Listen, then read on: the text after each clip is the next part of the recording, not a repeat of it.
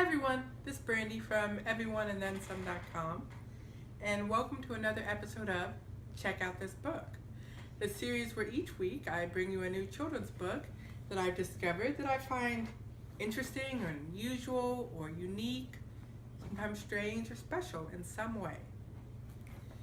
So this week we're going to read The Timekeeper.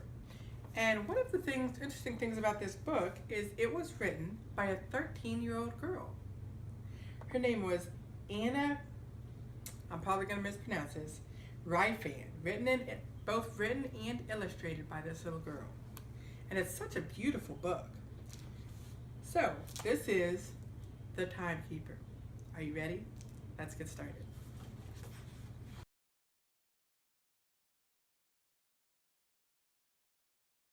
The Timekeeper. This story is written in verse and in rhyme, but cannot begin with once upon a time.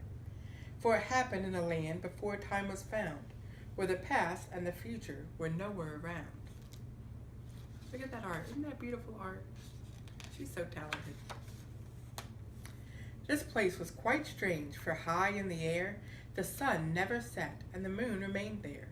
The sky always stayed so light and so bright that no one could tell the day from the night. The roosters weren't sure just when they should crow, and the owls never hooted 'cause the sun was aglow. The mice had to search for food in the light, which pleased all the cats who mewed with delight.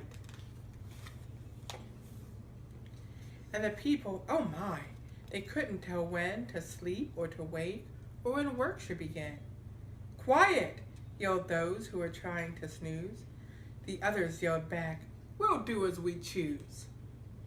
Some people were early while others were late, 'cause no one was sure of the time or the date.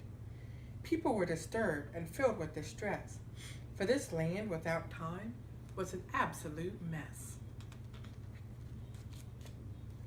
Then came the timekeeper, a stately old man. Great powers had he at his instant command. With a wave of his hand he ordered the skies to make the moon set and make the sun rise. He brought forth a clock that divided the hours into minutes and seconds, such were his powers. The clock, it did tick, it talked out the time, and announced every hour by sounding its chime. What a marvelous clock, the people rejoiced. We want clocks of our own, they eagerly voiced. And clocks soon appeared on land and on seas, in houses, on towers, and even on trees. When the sun at last set, it brought the dark night. The moon rose on high and cast its soft light. Then all of the people went home to their beds. They blew out their candles and lay down their heads. At dawn the next morning, the sun spread its glow. The roosters awakened and started to crow, and the people awoke to greet a new day, to breakfast and dress and be on their way. The adults went to work and children to class. The clocks turned and chimed to make the time pass. The timekeeper was pleased at the order he'd brought. Now the people were happy, or that's what he thought. But all were not happy. The workers soon groaned. Our days are too long. We're exhausted, they moaned. No, no, said their bosses, days won't be reduced. We need to add hours so more is produced. That's right, said the farmers. We need time to plow, so make the days longer, right here and right now. Stop, yelled the farm hands. Enough is enough. To work longer days would really be tough. We want short days too, the school children pleaded. We're studying too much. More playtime is needed. We agree, said their teachers. We need more vacations from nouns and from verbs and from multiplications. Soon people assembled. They marched in the street. They yelled at the timekeeper. They stomped with their feet. Their great show of anger made the timekeeper worry. And when he left town, he left in a hurry. Uh-oh. He hoped Mother Nature could clear up the mess. He sped to her doorstep. He knew her address. Please help me, he pleaded. Everyone's so uptight with the length of the days and the hours left at night. They're all very angry. There's no one who's quiet. If you cannot help me, the people may riot. Mother Nature replied, I think we'd be wise to settle their problems with a compromise. It's Mother Nature. To meet their demands and all of their reasons, I'll divide each year into 4 major seasons. To please all the bosses and win farmers' praise, in spring and in summer we'll make longer days.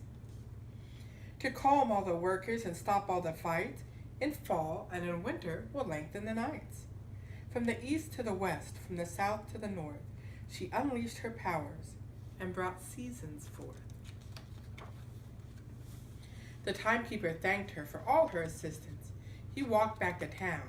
It was not a long distance. The people were waiting for him to return. What plan do you have? They wanted to learn. He said, Mother Nature has the time rearranged, so the lengths of your days by season are changed. Then he told them of winter, spring, summer, and fall. They liked the new seasons and agreed to them all.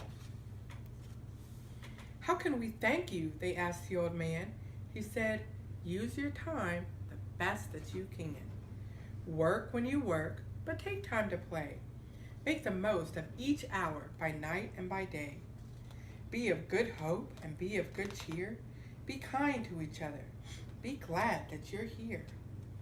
And thanks to the timekeeper, his clock and its chime, their stories can start with once upon a time. Wasn't that great? It's just beautiful artwork. And you know, there's a very good lesson here.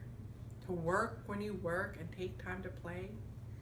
And, you know, make each moment, each minute, everything it can be. And so for now, we'll see you later.